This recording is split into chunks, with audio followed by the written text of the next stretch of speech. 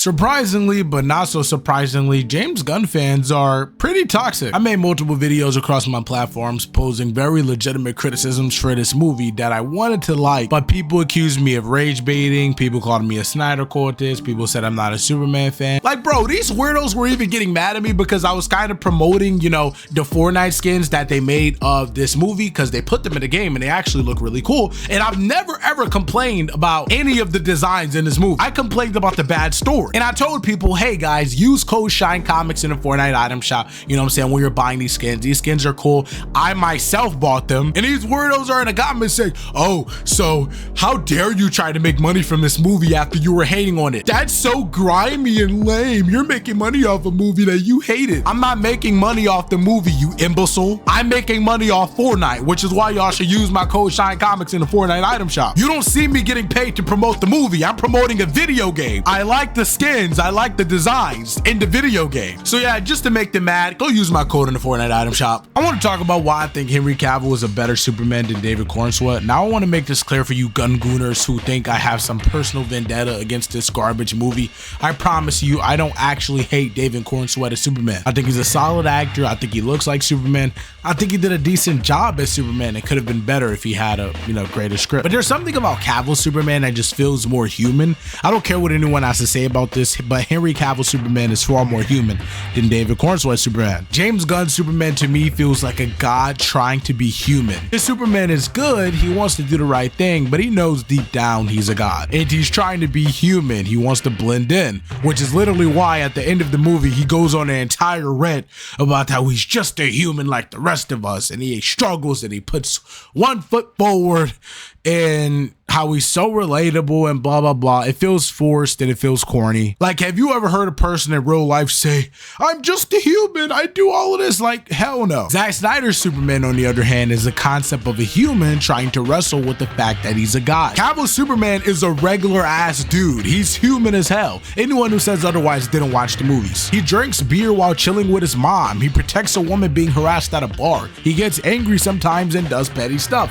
He is human. But the reality that he must cope with across these films is that no one will ever view him as that. He's a god to everyone, for better or worse. To some, like Batman or Lex Luthor, he's a scary dude who can destroy the world if he wanted to. And to a lot of regular people, he's a messianic angel, a Christ-like figure, a savior, a Jesus-adjacent character sent by the gods to protect the people of Earth. One of the greatest scenes in Batman vs. Superman is a scene of this lady and her family in a hurricane standing on the roofs of their house. The lady is just raising her hand to the sky, smiling while looking up at Superman, who's presented as this shadowy figure blended in with the clouds in the sky. For all intents and purposes, he looks like a god. He looks like a Jesus figure. Many of you simple-minded individuals interpret this imagery in cinematography as Zack Snyder self-inserting his own views of Superman as a all-powerful demigod into the movie, but it's not. This scene isn't portrayed under an objective lens of who Superman is. It is portrayed through the perception of this lady. This is how the lady views Superman. This is her perspective of what Superman is. To her, he's a god, he's an angel, he's a savior, and any one of us would perceive Superman in the same light. But we also get a dark, polar opposite of this scene, except it's through Batman's perspective instead of the lady's. The scene is beautiful, it's shot the exact same way, the same beautiful cinematography, but it's a lot darker, it's more sinister.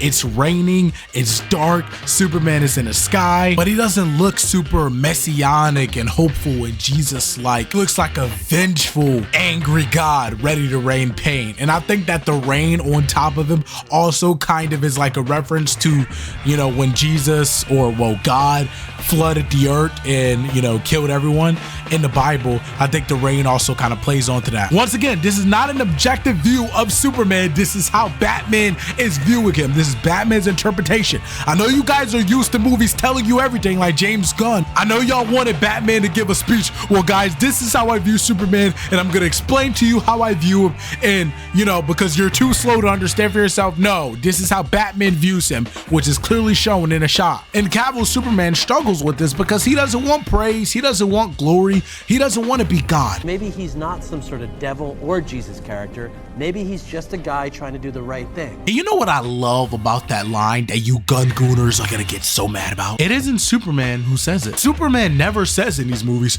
guys, I'm human and trust me and I'm relatable. It's other people who say it. Superman doesn't have to go on this unhinged rant about how human he is and all of his struggles, no. Because what's understood doesn't need to be explained. Other people can say that for him, which we see in the comics. So we don't see Superman always refer to himself as a human and I'm this and that. No, he recognizes himself as an alien, but it's other people who tell him how human he is and views him as human. That's good writing, but that's not what James Gunn gives us. Now, Gunn's Superman saves a lot of people in this movie, but he never actually connects with the people he saves, not in a way that's memorable. It would have been cool to see Superman save people that he knows is Clark Kent, but they don't know he's Superman. You know, kind of the play on the fact that he's unrecognizable, you know, between Superman and Clark Kent. But Lois Lane already knows he's Superman, and this is by design so that James doesn't have to put in any work of actually developing these characters and their relations from the ground up. This movie is just lame and boring. Like, this Superman doesn't even save any kids from my recollection. Zack Snyder's Superman doesn't save as many people as James Gunn's Superman, but when he does save people, it actually means something. You actually get to feel the emotion behind it. It's not a throwaway scene. A standout saving scene that no one talks about is how Superman literally saves Lex Luthor's life from Doomsday. And it's a callback to a previous scene where Lex Luthor says, "No man in the sky intervened when I was a boy to deliver me from daddy's fist and abominations." But it's Superman who saves him from a fist and abomination. Meanwhile, in a new James Gunn movie, Superman doesn't save Lex Luthor from getting eaten by Krypto. Krypto attacks him and beats him, and it's really brutal, I'm not gonna lie. Superman says, stop, stop, stop. But he doesn't actually intervene. Like, just imagine if your dog went up to attack an infant. Are you just gonna yell, stop, stop? Or are you gonna actually go grab the damn dog? Another scene I really love is of Superman saving a woman from, you know, a house that's on fire.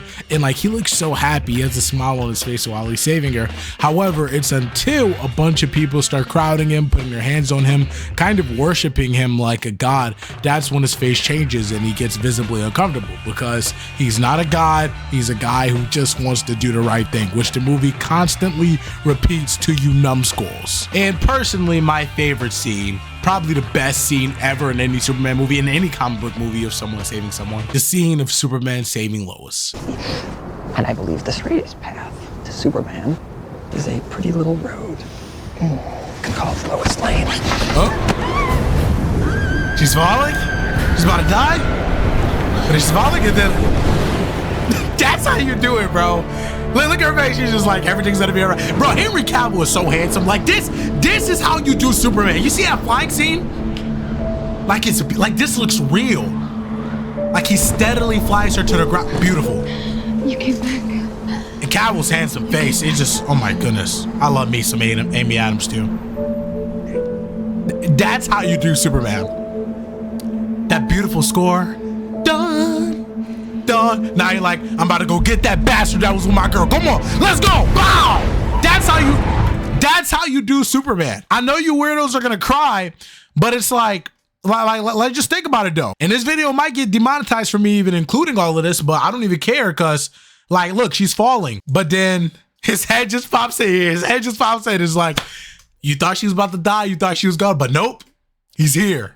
That beautiful score. You see how the score switches? Like, it's like, it is like, duh, once he shows up.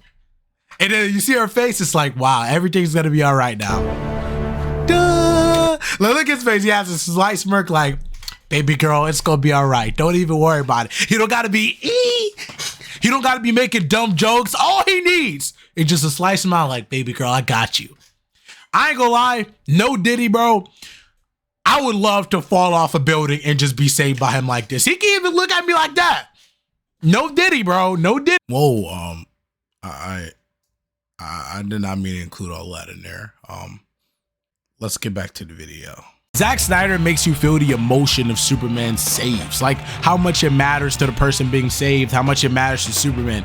James Gunn treats it like a corny joke. The boy in the Superman movie who was holding up a flag of him never even had an interaction with Superman. He was screaming Superman's name, but he got the Justice Gang instead. And some of you idiots were saying, well, the point of this scene is that Superman inspired the Justice Gang to help the people. And I'm sorry, but you're just dumb for saying that. That point could have still been emphasized without Superman abandoning this kid who clearly idolized and needed him. James Gunn could have at least had a post-credit scene where Superman visited this kid's family and said, hey, sorry kid, I'm sorry I couldn't make it to save you earlier, and they had a conversation. You know, that would have been an awesome character moment that I would have praised, but we got drunk Supergirl instead, I guess. I get it, Superman was fighting Ultraman at the time, but he still could have heard the boy's screams for his name, which motivated him to beat Ultraman quickly and fly over to the boy. But no. And also, this emotional climax of Guy Gardner breaking his Green Lantern oath, which could have gotten him kicked from the corpse, isn't even taken seriously because he's joking the whole time. They could have added some drama and suspense to the scene, maybe having Guy Gardner get contacted by the Guardians or one of the Lanterns, I don't know, Salic or something. Them telling him, hey, you will not intervene in this war. That's breaking your oath. But Guy Gardner says, nah, I'm sorry, but I gotta do the right thing.